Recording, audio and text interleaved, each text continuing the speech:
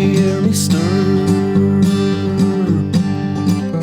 if you need a little rest. Roll out here, mister, if you need a little rest. Lay me down in Marbletown, boneyard is the best. You can hear him a-hollering. We got a man down here, we got a man down. We got a man down here, we got a man down.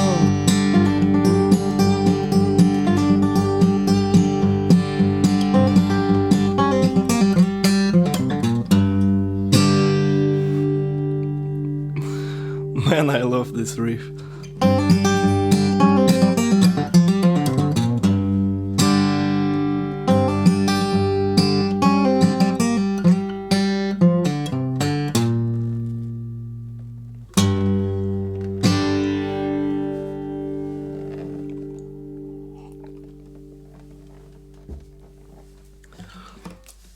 Of course, I wanted to talk about Marbletown for a long time, but every time I'm playing the new video and try to learn this song, I thought I always missed something. God, I missed something. And since it's such an iconic one-man band piece, I also knew it requires a flawless performance from me.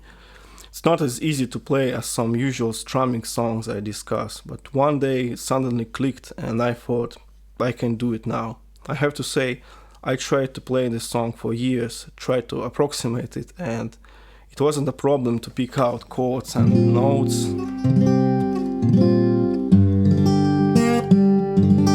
And I'll show it all in a second, but the problem was to tie it all together in one fluent song, so it won't sound like just a bunch of chords and lines.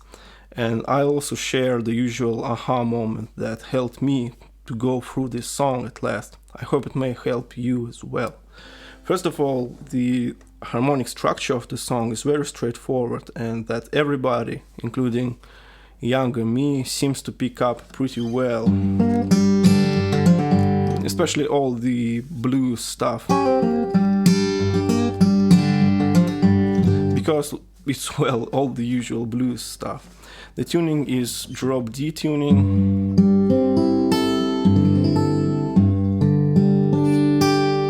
A rare occasion for Mark to use that one, and the capo is on the 5th fret. A lot of no third chords here, meaning it's not D and G, but more like D5 and G5. Not major, not minor. This thing is common for this type of music. The strumming is also easy to understand, fingerstyle version of your typical folky bass, downstroke, bass, up, down, up.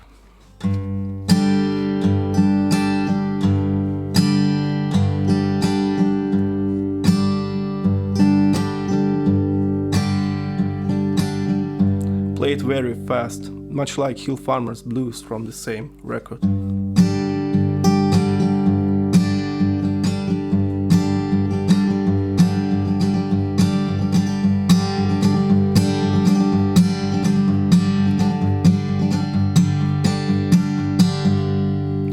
Here is D5. I can block the first string here with both hands. In the left hand I block it with the ring finger. In the right hand I block it with my little finger. But sometimes it seems like I use both hands at the same time, because I can go crazy with the right hand.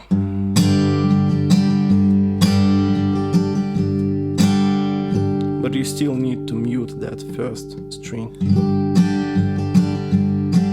A lot of muted strings in that song, so I had to put it in the advanced section. Blocking strings properly is by far the easiest way to spot an advanced player.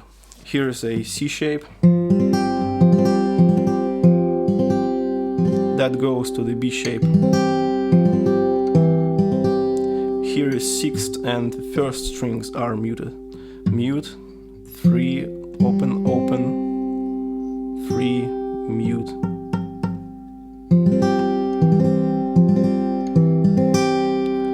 To the G5 I mentioned already, 5th fret, 3rd fret,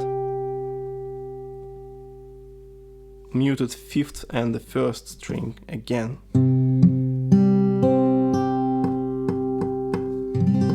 Same shape down 1 step. Very cool sound. And the chord name is F something. Honestly, for blues song it doesn't matter how the chord is called. I call it shapes.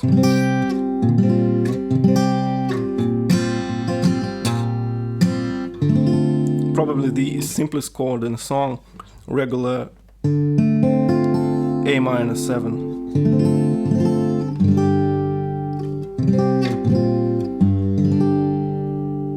And that's it, 4 or 5 shapes that the whole song is built around. And you tie these shapes with licks. And now let's talk licks.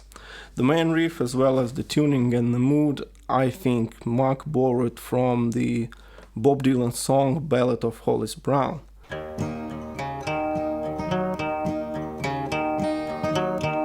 Sounds almost identical.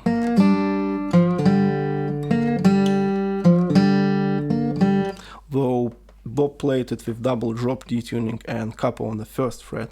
But again, every blues song sounds all like another blues song, so who cares? Also, few who've played some fingerstyle songs before could easily transfer this melody to the riff.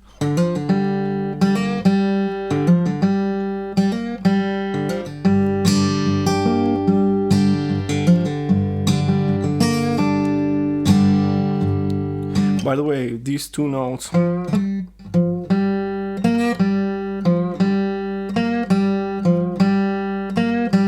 sound great with some bending. For beginner players, I always recommend learning everything slow and one trick at a time. Pick a D5 chord, bass and downstroke.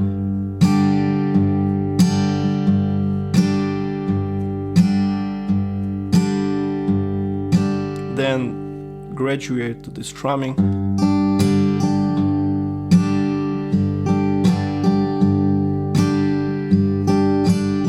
Don't forget to block strings.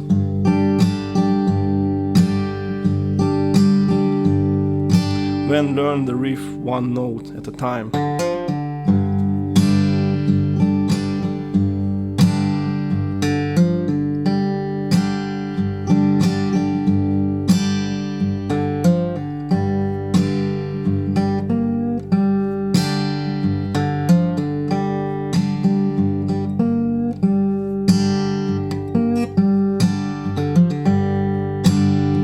Mark released this song when he was in his mid-50s, so almost 40 years of playing.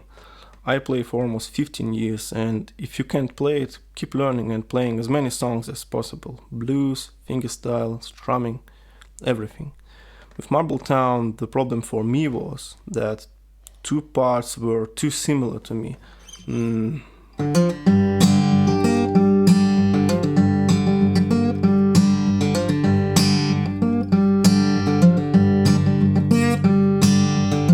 Also, I heard more notes on the record than I played on my guitar. But then I heard just one melody note that changed everything. It was an open A in the second part of the riff.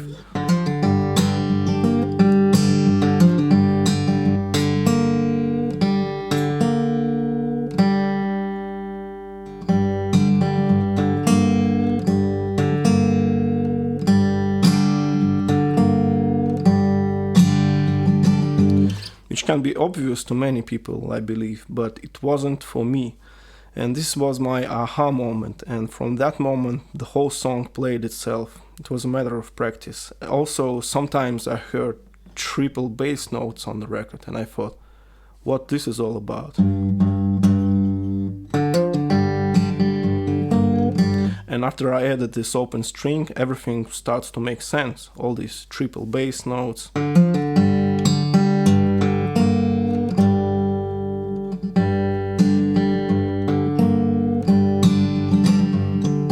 open strings. I play it slowly again and then ask another big question.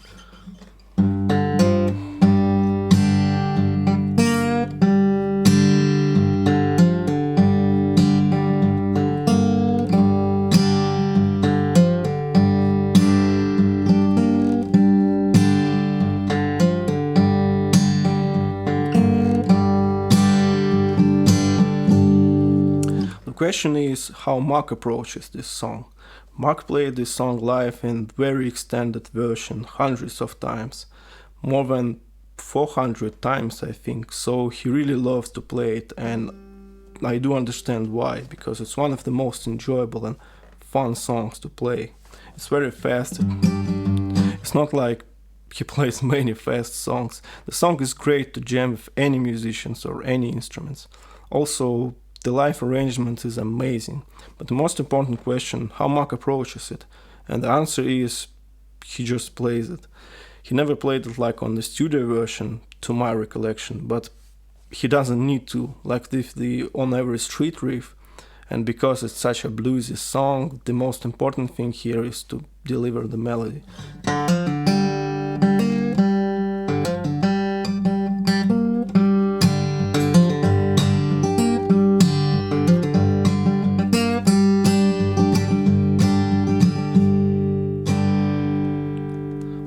And so, for the most part, Mark doesn't care about getting all the little things together as he did on the record. There's essentially no right way to play a song like this, only have fun and play the blues. Which gets me to this riff.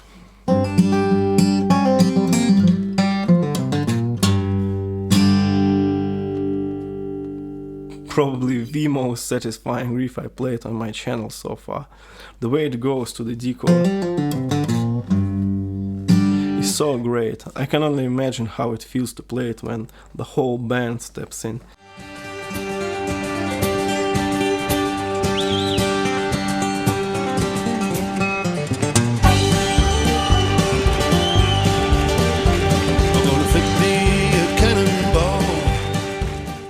I mean, even if when I play along to a record, it's so enjoyable. To play it in the band is a dream. And this riff again is all about delivering this simple blues line.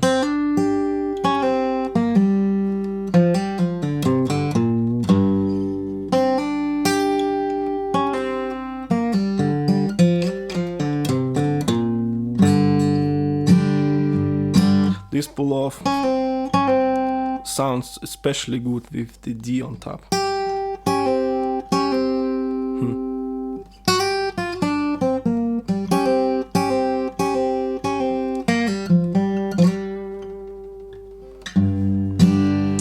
My favorite version is the one with the slide and open D like this.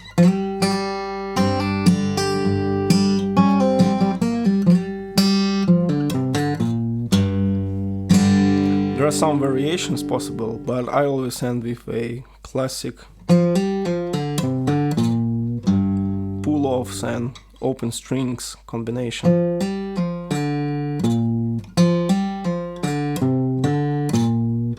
Can't go wrong with that. I play it slowly a few times.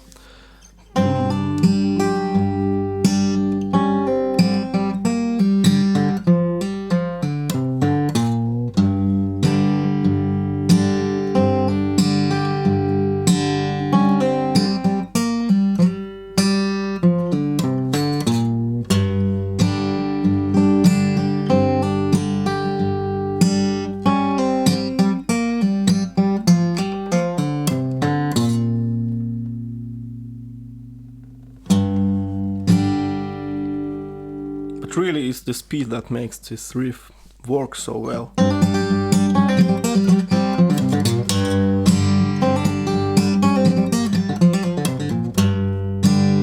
Good luck getting there. This lick sounds especially good when combined with the "We Got a Man Down Here" call.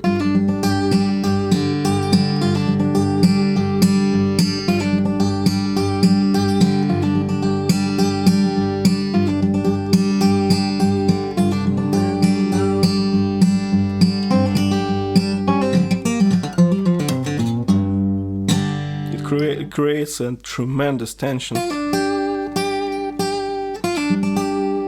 that gets released at the end of this blues line. It's simply amazing.